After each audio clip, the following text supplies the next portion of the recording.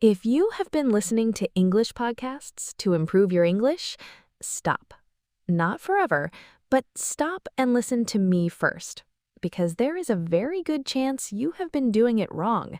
And if you are doing it wrong, you are not just wasting your time, you're actually slowing yourself down. Today, I am going to tell you exactly what most people get wrong about learning with podcasts, and what you should do instead to actually get results. First, let me be clear about something. Podcasts are one of the best tools you can use to improve your English.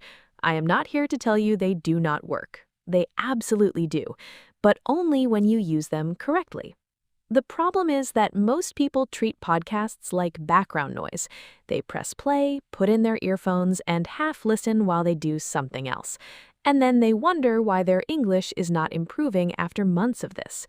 The technique itself is not the problem. The method is. So let me break down the most common mistakes and how to fix each one. Mistake 1. You listen to podcasts that are too advanced for your level.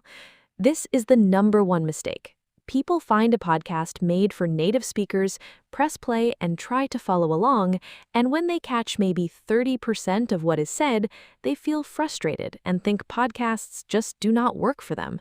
But the problem is not your ability. The problem is the content.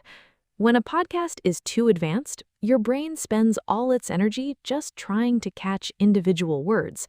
You have no mental space left to actually absorb the language, the expressions, the natural flow of speech, which is the whole point of listening in the first place.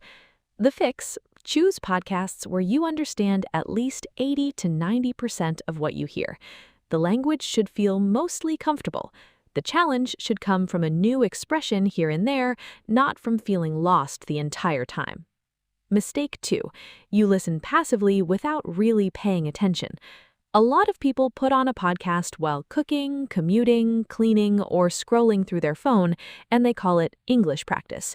But if your attention is somewhere else, your brain is not processing the language. It's just hearing sounds in the background. And background sounds do not build fluency. The fix: at least some of your podcast listening needs to be active. That means sitting down, closing other tabs, putting your phone away, and actually listening, following the meaning, noticing expressions, paying attention to how things are said, not just what is being said. Passive listening has its place, but it cannot be the only way you listen. You need focused, attentive listening sessions regularly if you want real improvement. Mistake 3. You listen once and move on.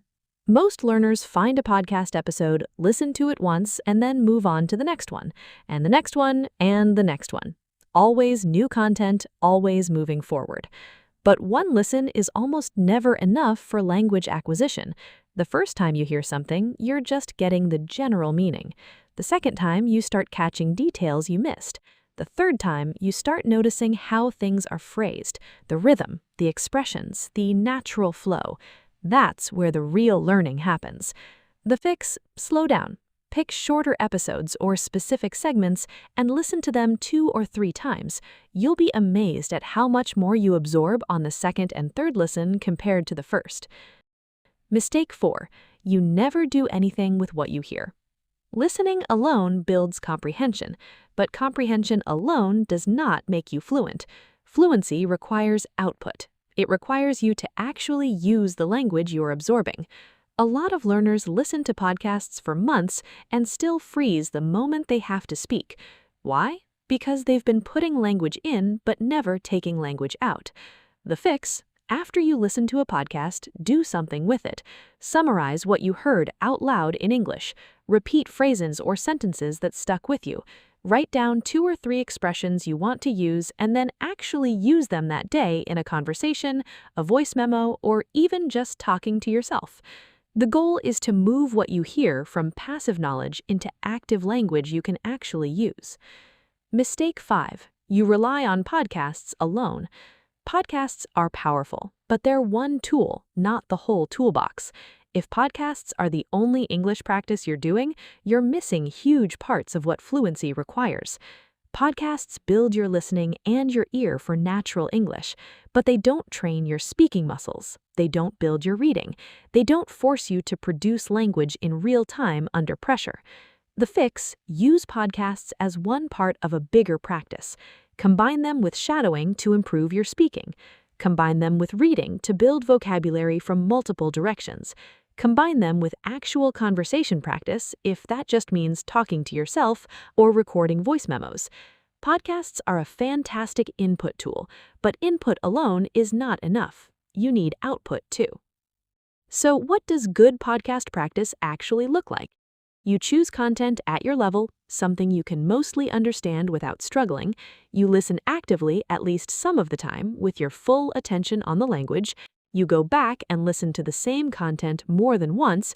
You do something with what you hear, repeat it, use it, apply it, and you combine podcast listening with other forms of practice so all the pieces of fluency develop together. That's it. That's the whole method. Simple, but most people skip 2 or 3 of those steps and wonder why they're not improving. Podcasts work, but only when you respect the process.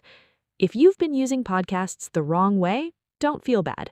Now you know, and now you can fix it. Start with just one change in your next listening session. Choose easier content, listen twice instead of once, or spend 5 minutes after the episode repeating something you heard. One change is enough to start seeing a difference. That's all for today. If this helped you, share it with someone who listens to English podcasts every day but still feels stuck. And drop a comment below. Which of these mistakes have you been making? Be honest, you're definitely not alone, and your answer might help someone else reading the comments right now. See you in the next episode.